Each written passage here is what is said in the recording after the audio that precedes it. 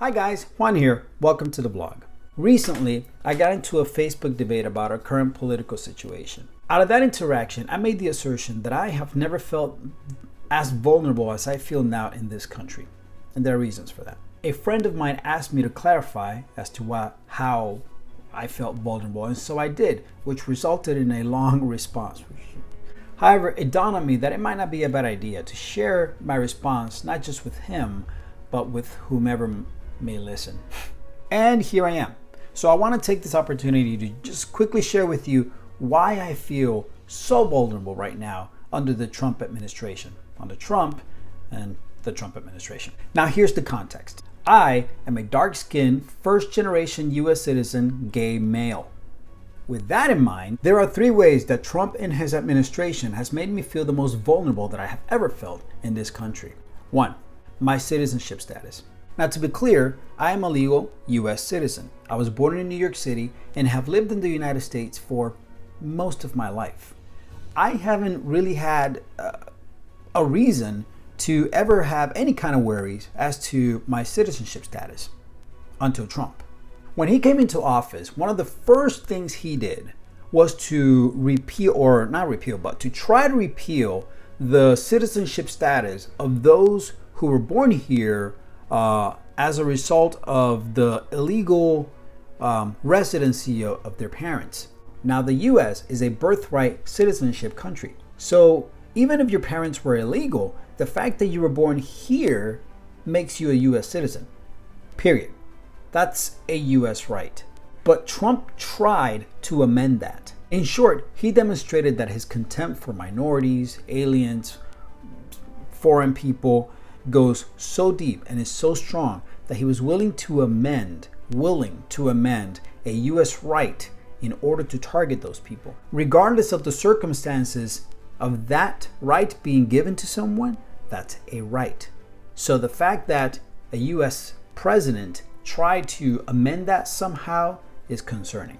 This demonstrated to me that my citizenship is not safe. It just isn't. Hate doesn't care about laws. If it needs to change something in order to target its enemy, it will. Hate has no boundaries. That demonstrates a trajectory to me that ultimately leads to people like me, first-generation citizens that are here because of legal parents, but are first-generation citizens. 2. Along those same lines, I have also witnessed the lack of protection from radicalized white supremacist groups. In my lifetime, I have witnessed several marches and groups and protests and rallies of white supremacist groups who unashamedly pronounce their hateful views of white superiority to whoever will listen. Instead of taking a strong stance against these groups and denouncing it for what it is, hatred, Trump instead decides to see the good in both the white supremacist group and the people that are protesting against the white supremacist groups. And this is not just a one-time thing. Trump has repeatedly failed to stand against white supremacist groups. As a result, I have seen an increase in racial confrontations with language such as "go back to your own country" or "speak English, this is America," or "Trump is president now, he's going to deport your donkey." And let's not even mention the rise in police brutality and the underscoring of the disparity between the services afforded to white folks and minorities. The combination of all of this highlights a message that I am a second-class citizen. And Trump's government could care less about rectifying something like this. In his mind, there are good people on both sides, and someone like me is just being too sensitive or too radical or too whatever. But when I look at government, I see no protection. And when the day comes, not if, when, these white supremacist groups start to organize and violently pursue people like me, I don't see a government that is willing to stand up against that. They haven't so far. Why are they going to start now? I have never felt like that before until Trump. I'm a strong person. As a gay man, I've already dealt with all sorts of discrimination. I have been kicked out of places. There have been people that were super amicable with me until they found out I was gay, and then they didn't want anything to do with me. Like nothing at all. I've dealt with stuff like that in my life. I'm pretty used to it, but there was a point where I thought that was kind of turning around, you know, and I was hoping that that progression would continue.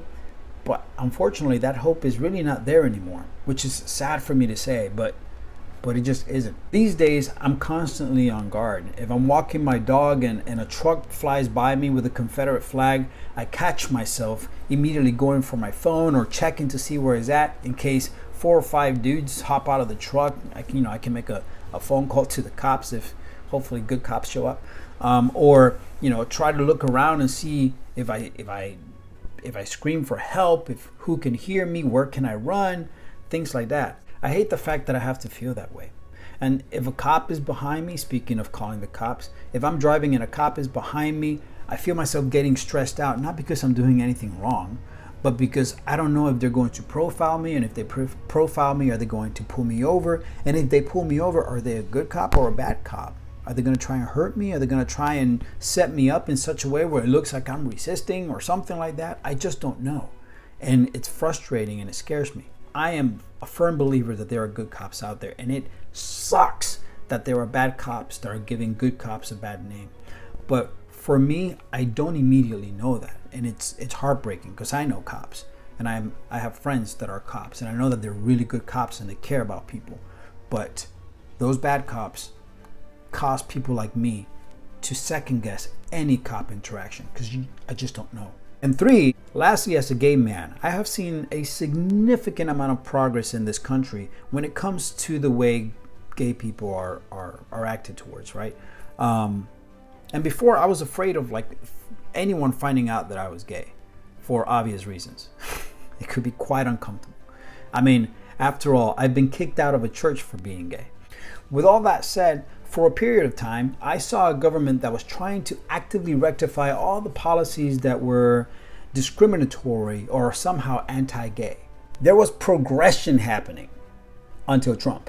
On his watch, there have been many strong movements to repeal a lot of the policies that have been put in place to protect people from discrimination, such as employment discrimination, military service discrimination, adoption, you name it. I see language coming from the Trump administration that is extremely anti-gay. For example, the Department of Justice has stated that anti-LGBTQ discrimination is not enough reason for a private business owner to discriminate against gay people. In other words, to deny service to gay people. And that private business owners must be allowed to opt out of non-discrimination laws. Also, the Department of Health has stated that they're repealing regulations that prohibited the discrimination based on someone's sexual orientation or someone's sexual identity in all of their programs. Some of these programs were responsible for dealing with things like HIV.